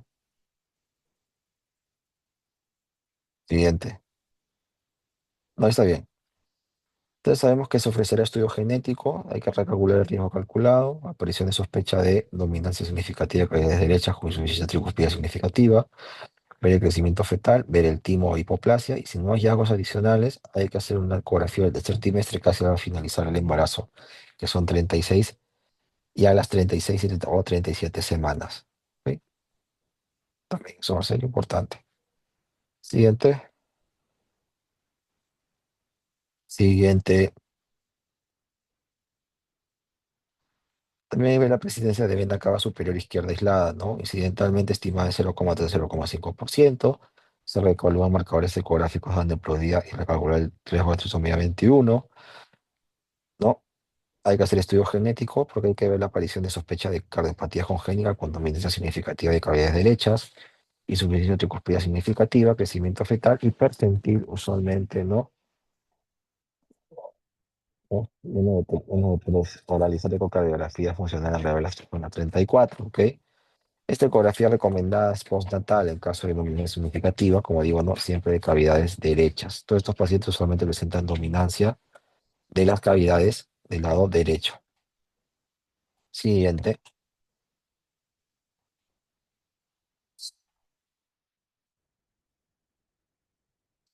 siguiente. Luego tenemos el arco aórtico derecho aislado, ¿ok? Este revelo como marcadores ecográficos donde aplaudía también para calcular el riesgo de trisomía 21, ¿ok? También se tiene que hacer el cálculo del timo, de la medición del timo. El riesgo de anomalía cromosómica, incluyendo la microdirección del, ¿no? ¿Qué característica tiene? Por lo que todo usualmente se ofrece la posibilidad de estudios genéticos o amniocentesis, porque usualmente estos presentan usualmente estas lesiones. Se tiene que hacer la ecografía en la semana, ¿no? 28 y ecografía anatómica fetal. Si no hay hallazgos adicionales, recomendar ecografía del tercer trimestre entre 36 y 37 semanas, ¿no? Recomendar ecografía postnatal.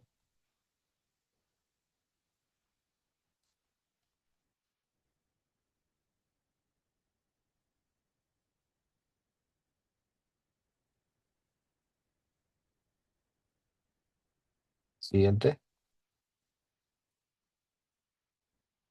Otro es importante también la genesia de ductus venoso aislado, ¿ok? El riesgo de anomalía cromosómica se sitúa entre 1 o 5%, por lo que se ofrecerá a los padres posibilidad de realizar nuevamente una prueba invasiva de estudio genético, como la amniocentesis, ¿no? Seguimiento usualmente tienen un drenaje intrahepático, ¿ok? Una ecografía cada 4 semanas con control de crecimiento fetal. Si drenaje extrahepático, ecografía cada 2 semanas de control de crecimiento fetal. La finalización de la gestación o término de la función de crecimiento fetal y ausencia de signos de sobrecarga cardíaca e hidrops.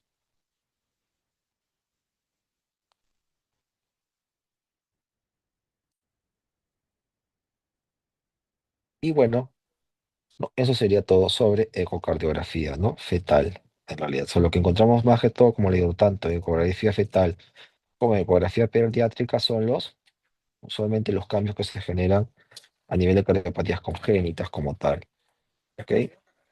Entonces, en realidad, como les digo, no todo tipo de las incidencias que se manejan en ese tipo de pacientes solamente se va a manejar en un paciente pediátrico. La ventaja de la ecocardiografía fetal que se está haciendo ahora último más que antes es el hecho de poder tratar de encontrar las lesiones de manera más temprana, ¿no? Para ver si se le pone algún tipo de tratamiento o manejo temprano. ¿Alguna pregunta? ¿Preguntas?